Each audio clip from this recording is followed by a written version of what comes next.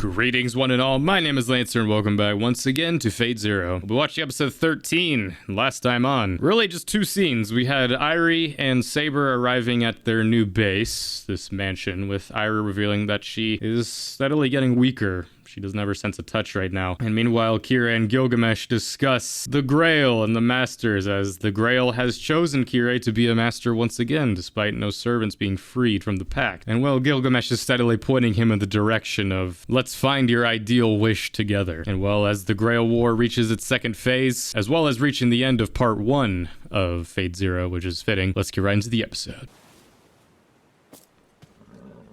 Servant Dream. Okeanos. Okeanos. The other side of the world. Or Persia. What do servants dream about? That's something that isn't really delved into. They're flooded with like the knowledge of the modern world and everything. Do they still have dreams of their past life? That's why I think it'd be a cool idea if the dreams were a two-way road, where it's like masters have dreams about their servants and then servants have dreams about their masters. But what do I know? Why are we going into town?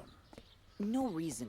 Change of scenery, that's all. Breath of fresh air. Time about wanting to see the amusement district, haven't you? The joy of window shopping in a foreign land is every bit as wonderful as the thrilling joy of battle. I feel really bad for the countries that got themselves invaded for a stupid reason like that. You sound like you actually saw something like that happen.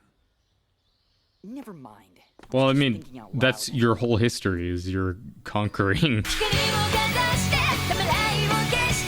I haven't seen them in a while.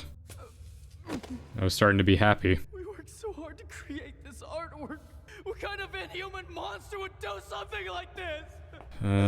Dear Ryuunosuke, only a very select few can fully comprehend the immense importance of true beauty and harmony. To the vast Just like me. Beauty is but something to be loathed and feared and destroyed. All things given form and substance are destined to one day break and fade away. It is therefore absolutely essential that we find joy in the process of creation instead of the creation itself. Him trying to become God in that sense, but something isn't beautiful because it lasts. And of course, it's these two fucking characters that get me on the conversation of beauty again. But I mean, it's a topic that's been discussed in several shows we've done, you know, Attack on Titan, Darling in the Franxx, Orb. Beauty's in the eye of the beholder, but there's things in the world that may be universally accepted as beautiful, you know, like sunrises, sunsets, childbirth. Not everybody is going to agree on that. I feel like every person to an extent has some differing view of what is beautiful. There's things you can find attraction towards, but even that isn't a universal idea. But I do agree with Castor in that sense. The process of creation, just, you know, doing something with your own hands, making something that you believe is beautiful, I think is a universal idea of something you made, something that you can create. Even if the end product itself maybe isn't something you think is beautiful, the process of getting to that is something in its own way is beautiful. So whatever they break, we should just make another? Is that it? Precisely so! We were just having way too much fun, and so God decided to punish us. Listen carefully. Don't to what mention I say to God. you. God does not punish humans ever. He simply toys with them cruelly. Once, long ago, I committed spectacular atrocities, the likes of which this earth had never imagined. Yet no divine punishment rained down on me.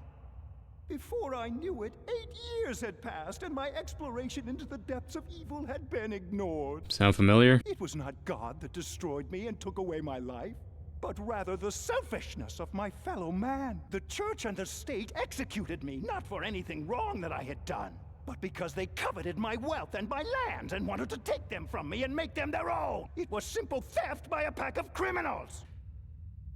There's still a God, right? My God.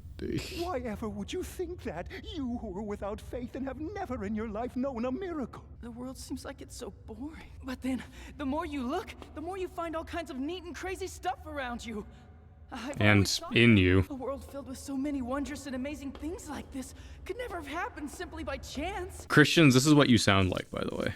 I say that as a joke, but a lot of what I talked about in my Orb series was that similar idea where, though the creation of the world itself can be traced to factual science, a word that Christians hate to hear, facts and science, like I've talked about, it's just like the Christian values of faith is something I do have faith in as well, just those ideas. And just the whole thing of just like, it's better to believe in in something than nothing, but I think it's more just like having faith in something rather than just accepting things for what they are. I mean, you can still do that, but also have faith in the message. But ironically enough, Ryuunosuke I do connect with in that sense, just obviously not for anything else he does, but just that idea of look around in the world, look how beautiful it may be, despite what we talked about before, taken away from that universal beauty idea. But could any of this have really happened by chance? And even what Ryuunosuke finds beautiful, that being the blood and guts of humans. I mean, that in and of itself proves my point, just that of just someone's own view of beauty and the process of creation, them sort of mimicking God in that way. There's no better entertainment than this unbelievable world. I'm sure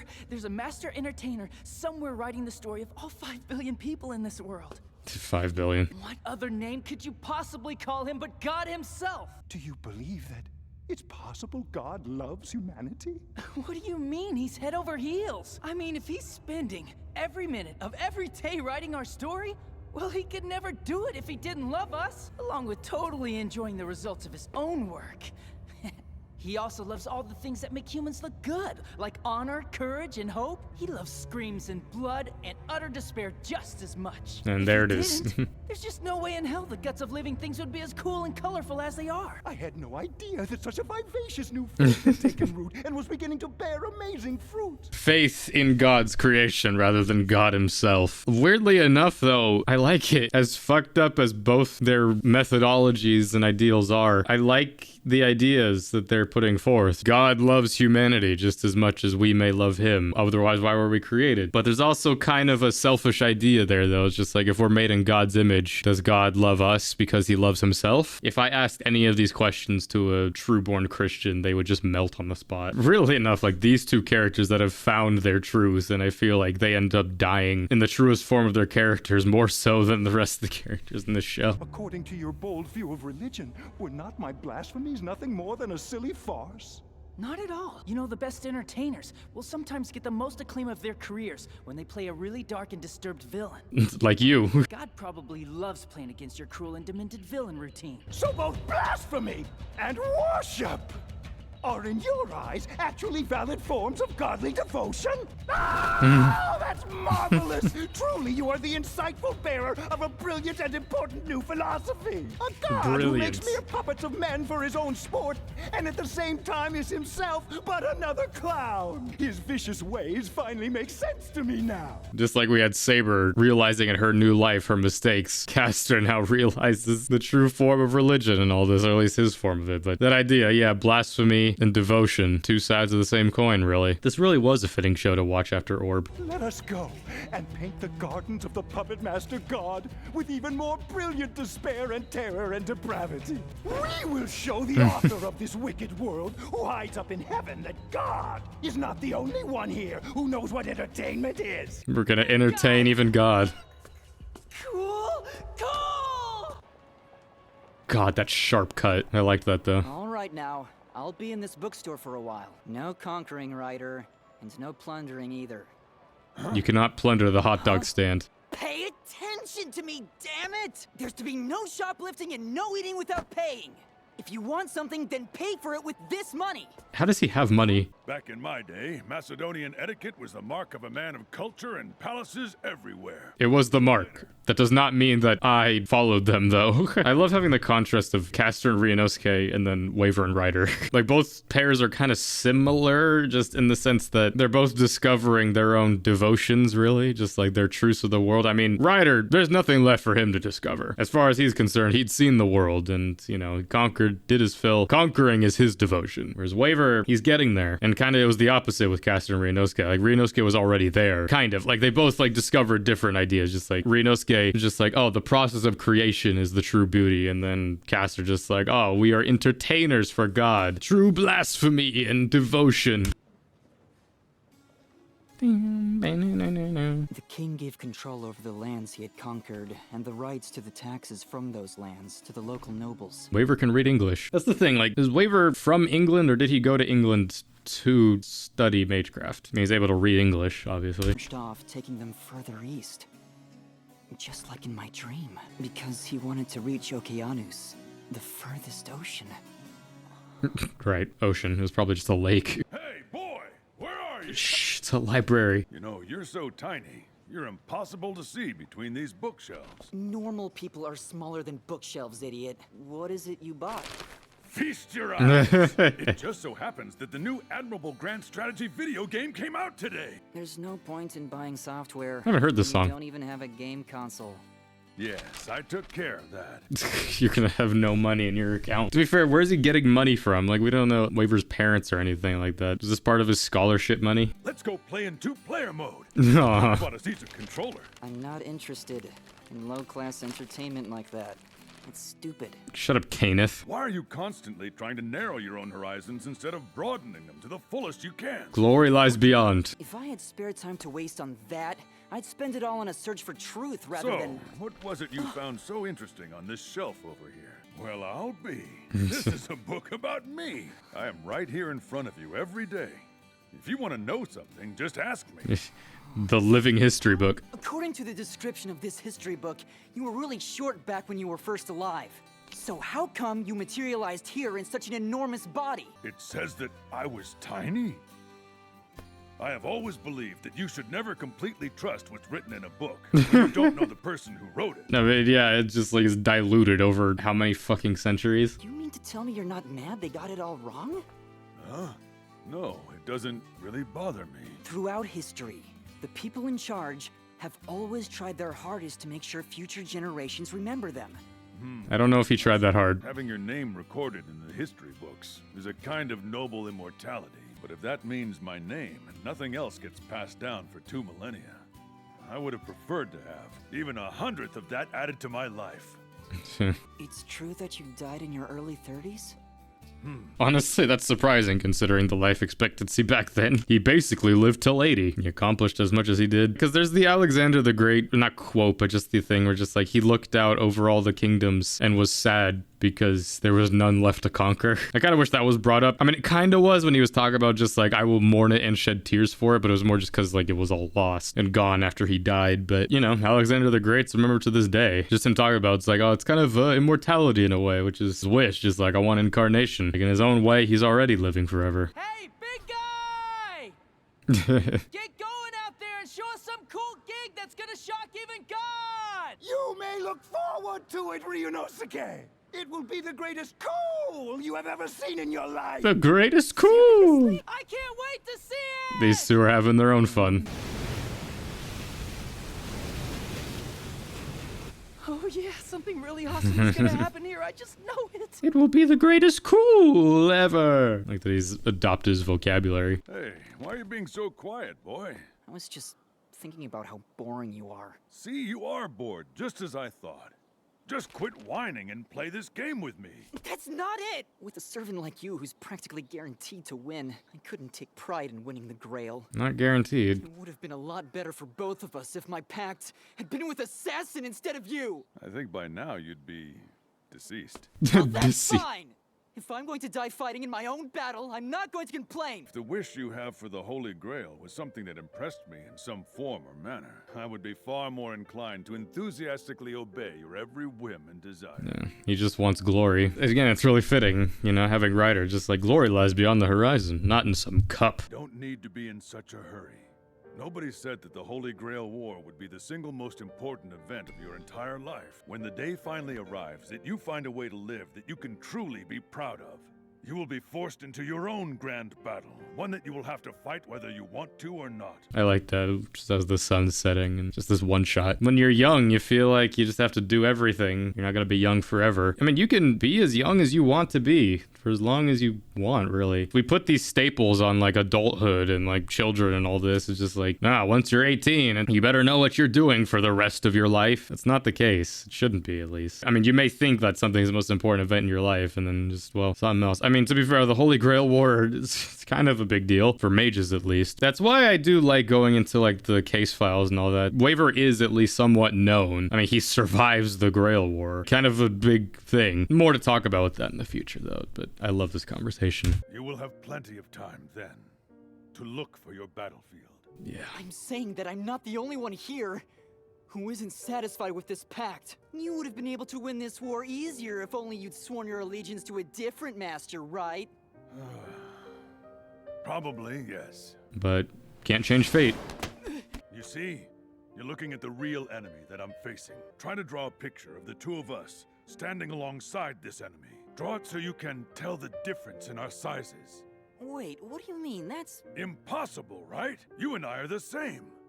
Just little dots.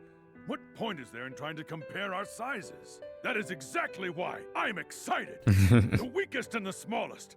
That's just perfect. With a body tinier than a poppy seed, I will someday overtake and even surpass the entire world. For in my chest beats the invincible heart of the King of Conquerors. You can't say he's not an inspiring man. I mean, again, like, it's perfectly following just everything he said to Saber. Just, a king will lead by example and be the example. With a body tinier than a poppy seed, I'll conquer the world. It's the perfect contrast, you know? Waver's so weak and small. I mean, he's not weak, you know? He has strengths of his own, but just that contrasted with Ryder, one of the most powerful servants. But that's what he enjoys. You know, the perfect master for me. So what you're saying is who your master is makes no difference? Now where did you get that stupid idea? That Breaks the visible sound barrier. nature of yours is a sign that somewhere inside you is a conqueror. You are acutely aware of how small you are, and yet, in spite of that, you still struggle to reach heights greater than you could ever begin to imagine. He wants glory. You are a stubborn and incorrigible idiot. Just like me. Like they say, glory lies beyond the horizon. Back in the world what that I you lived say. in, Yeah. that was the fundamental rule of a full life. Is that why you kept rushing towards the east all the time like some kind of idiot? Of course, I wanted to see Okeanos with my own eyes. But alas, my glorious dream was never realized. Huh?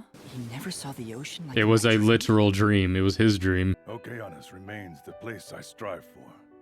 It is a never-ending dream.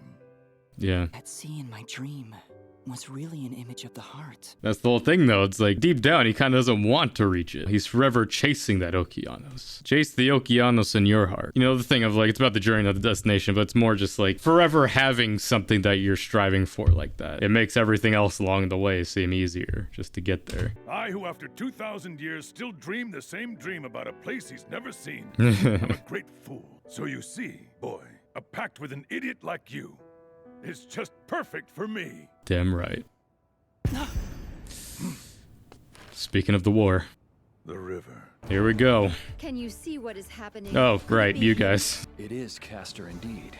He is positioned on the river and is doing something. It's the perfect chance to attack and put him down. And regain the command seal. I can regain one of the bonds with Lancer that I lost. Bonds. You stay here, Madame Solau, and bear witness to the deeds I perform. But I have to go. I'm a master now. I'll be by your side. Proxy You must, war. Madam. That river will become a death trap, unless perhaps you still harbor doubts as to where the true loyalty of Diermund actually lies. I don't fight to die. I fight for my honor. Go fight as you will. I leave field decisions to you. Fight the battle freely and without any regret. Be free. If you return victorious, I hope you'll grant me a smile. Some part of me kind of would like to see just like, oh, what if Team Lancer somehow won this? Like, what would Salau and him do? Or just like they somehow got away from it all. I mean, I'd like to see a world in which Lancer lived, but Salau, I can't say she's undeserving of what happens to her. I don't know why Irie needed to be here, but yeah. Hello, Jean. Castor is in the process of casting some incredible magic. Why does the caster cast? Greetings and welcome, Holy Virgin. I am incredibly overjoyed that we find ourselves together again. I'm terribly sorry, my dear Jean, but you're not the guest of honor this evening at this banquet of death and decadence that I, Gilles de Rais, have prepared. You are welcome to come and eat your fill and be sated! Gonna become And now, Cthulhu. once again, we raise the blood-soaked flag of salvation! What part of Gilles de Rais' story leads to him being able to summon Cthulhu? You who are abandoned, gather here! I shall lead you! I shall rule you! The resentment and rage of we, the oppressed, shall reach onto the lofty throne of God himself! Secret war, by the way. I praise your holy name! What in the world? Oh, cruel God! We shall pull you down from your throne! Giant fucking tentacle beast. Hail, King of Knights! King of Conquerors. Been a while. We won't be able to have any kind of meaningful fight unless we deal with that behemoth Castor created. I have been going around informing everyone. And Lancer has Here's agreed Paul revered. You guys got a plan? We haven't faced Castor yet, and Lancer told me you fought him already. Just defeat him as quickly as we can. That's not a plan. Just win. But if it gets its own food source and starts to become self-sustaining, we must stop Castor before then. Castor's encased himself deep inside those thick walls of flesh. Drag him out. That's the only way. Cool to see these three together again. Then my gay Diarch can destroy the spell with one strike. If I can just see it, it'll be child's play. Then Ryder and I will act as the advance guard. The Knights and the King. That is fine. How are you going to attack the enemy in the river? My body has been blessed by the Lady of the Lake. Water cannot stop me. I'm However, Jesus. If that is quite a rare skill. I want for you to serve under my command even more now. Imagine Saber and Ionian Hetairoi. That would be very broken. Then I shall take the lead. Let us begin! Take the reins. A great trio of characters.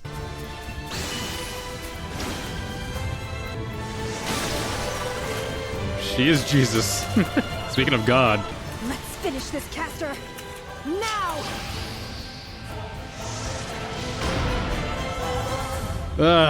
Episode 13, The Forbidden Feast. Who was feasting? We be feasting. Well, that was episode 13 of Fate Zero, the end of part 1, and sadly we will have to wait a year until part 2. This episode was kind of chill.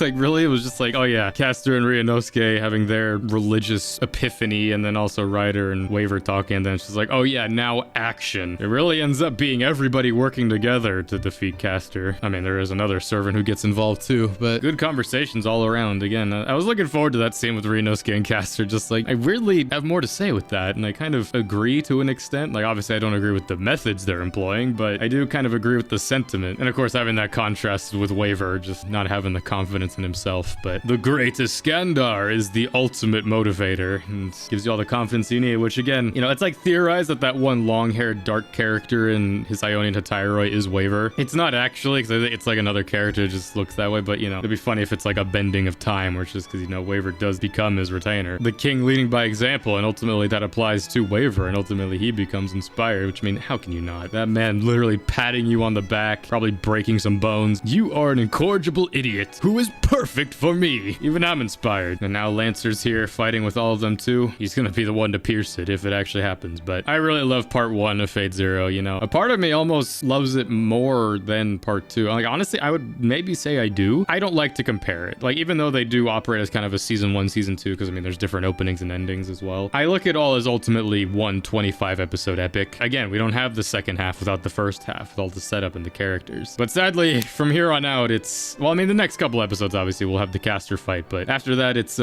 gonna be rough. But I've enjoyed it, and I very much look forward to beginning part 2 next time. But either way, this is my reaction to episode 13 of Fate Zero. Jump next time for episode 14, so everything else will be coming out soon. Until next time, I'm Lancer.